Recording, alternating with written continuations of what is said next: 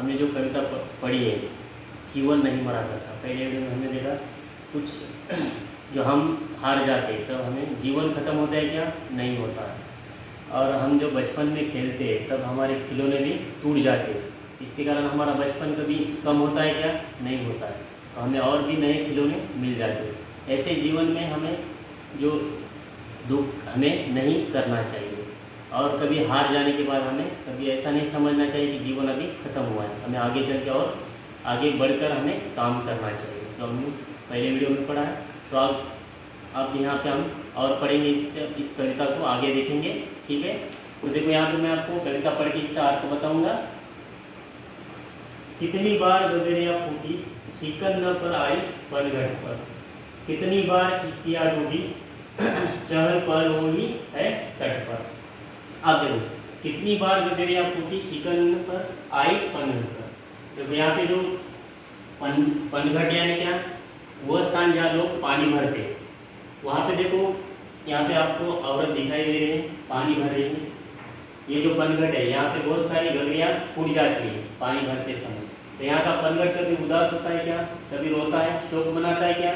नहीं, क्योंकि उसे मालूम है कि यहाँ पे जो पानी भरने वाली जो स्त्रियाँ है वो हमेशा आते रहते हैं, और उनकी जो गगरियाँ है फूट जाती है। इनके कारण वहाँ का पनघट कभी दुख नहीं मानता, शोक नहीं मनाता।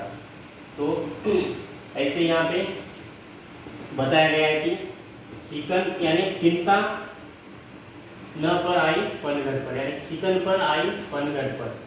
कितनी बार किश्तियाँ डूबी, चहल पहल हुई है तट पर। अब देखो, जब समुद्र में बहुत सारी किश्तियाँ यानी क्या जो नाव होती है वो डूब जाती है, और वहाँ पे जो चहल पहल वो कैसे वहाँ पे हमेशा देखो, जब नाव जब डूब जाती है समुद्र में, तब वहाँ पे जो चहल पहल होती है वो तट पर यानी वहाँ समुद्र के तट पर, तो वो कम होती है क्या? नहीं होती, क्योंकि हमेशा वहाँ पे जो चहल पहल होती है वो वैसे ही रहती है। कभी वो समुद्र शोक नहीं मनाता, क्योंकि वहाँ पे जो नाव होती है वो हमेशा कभी डूब जाती है, कभी खो जाती है, तो वहाँ तट पर चहल पहल रहती है। तो ऐसे कभी कभी हमें चिंता नहीं करनी चाहिए कि दुख नहीं मानना चाहिए, हमें आगे बढ़कर चलना चाहिए। आगे देखो, कम की उम्र बढ़ाने वालों, लौ की आयु घटाने वालों, लाभ करे पतझड़ कोशिश पर उपवन नहीं मरा करता है। अब देखो, कम यानी क्या? अंधकार की उम्र बढ़ाने वालों, जो हमारा अंधकार है उसकी उम्र बढ़ाने वालों, लो की आयु घटाने वालों। लो यानी क्या? लगन, जो हम लगन से काम करते हैं। कुछ लोग ऐसे होते हैं कि हम जब काम करते हैं तो हमारे ऊपर वो उनका बुरा असर होता है, वो बुरा सोचते हैं, तो हमें उस लगन से कभी हटना नहीं चाहिए। हमारा जो लगन होता है यानी हम काम जो करते हैं उसी तौर से हमें आगे बढ़कर काम करना चाहिए, और अंधकार को पीछे छोड़कर हमें जो उजाला होता है प्रकाश की ओर हमें बढ़ना चाहिए। लाभ करे पतझड़ कोशिश पर उपवन नहीं मरा करता है। पतझड़ यानी क्या? पत्ते झड़ने की जो ऋतु होता है। देखो, ऋतु आने के बाद जब पेड़ के जो पत्ते होते हैं वो झड़ जाते हैं, और उसके बाद उस पेड़ को और नए पत्ते आते हैं। तो वो ऋतु होने के बाद और नए पत्ते आते हैं और वो पेड़ हरा भरा हो जाता है। कभी वो पेड़ दुख मानता है क्या? मेरे जो पत्ते हैं झड़ गए, नहीं मानता दुख, क्योंकि उसे मालूम है और जो ऋतु होता है वो बदल जाने के बाद और नए पत्ते आ जाते हैं और फूल आते हैं और फल भी आते हैं, उसे मालूम है। ऐसा पेड़ कभी दुख नहीं मानता है। लाभ करे पतझड़ कोशिश पर उपवन नहीं मरा करता। उपवन यानी जो बाग होता है, बगीचा, वो कभी मरा नहीं करता है, वो हमेशा खिला रहेगा। आगे देखो, लूट लिया माली ने उपवन, लूटी न लेकिन गंध फूल की, तूफानों तक ने छेड़ा पर खिड़की बंद न हुई धूल की। अब देखो, लूट लिया माली ने उपवन। देखो, माली क्या करता है? उपवन यानी क्या? बाग बगीचा, उसमें जो फूल होते हैं उसको तोड़कर ले जाता है, और उसका जो सुगंध होता है वो कभी कम होता है क्या? नहीं, उसे कोई चुरा नहीं सकता, क्योंकि वहाँ का जो सुगंध होता है फूलों का वो चारों ओर फैल जाता है, लेकिन माली उसे सुगंध को कभी नहीं छीन सकता। फूल ले जा सकता है लेकिन वो सुगंध उसे नहीं चुरा सकता है। तो ऐसे लूट लिया माली ने उपवन, लूट न ले लेकिन गंध फूल की, तूफानों तक ने छेड़ा पर खिड़की बंद हुई न धूल की। देखो, तूफानों भी कितने जोर से तूफान आते हैं और अपने जो घर में घर बर्बाद कर देते हैं, और उसी धूल के कारण जो घर होते हैं वो उड़कर बह जाते हैं। लेकिन हमें उसका दुख नहीं मानना चाहिए और हमें आगे बढ़कर उन घरों को हमें बढ़ाना चाहिए, यानी जोड़ना चाहिए।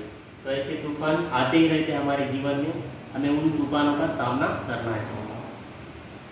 खिड़की बंद न हुई धूल की, लेकिन खिड़की कभी बंद नहीं होती धूल की, जो धूल आती ही रहती है। तो इसके कारण हमें ऐसे तूफानों का सामना करना चाहिए जीवन में। आगे देखो, नफरत गले लगाने वालों, सब पर धूल उड़ाने वालों, कुछ मुकड़ों की नाराजगी से दर्पण नहीं मारा करता। अब देखो, नफरत गले लगाने वालों, सब पर धूल उड़ाने वाले। कुछ लोग ऐसे होते हैं जो दूसरे के ऊपर धूल उड़ाते हैं, नफरत करते हैं। तो ऐसे लोगों से हमें दूर रहना चाहिए और उनकी जो बातों पे हमें गौर नहीं करना चाहिए, उनकी बातों पे हमें हम उसे सुननी नहीं चाहिए, सुनकर उसे अनजाना करना चाहिए। क्योंकि ऐसे लोग होते हैं जो हमारे ऊपर क्या करते हैं, धूल उड़ाते हैं, ठीक है नहीं। तो ऐसे लोगों को दूर रहना चाहिए। कुछ मुकड़ों की नाराजगी से दर्पण नहीं मारा जाता। तो देखो, दर्पण का काम क्या है? दर्पण यानी क्या? आईना, जो हम देखते हैं उसमें चेहरा देखते हैं। दर्पण का काम क्या है? सच्चाई दिखाना। तो दर्पण कभी सच्चाई दिखाता है, सबकी सच्चाई दिखाता है।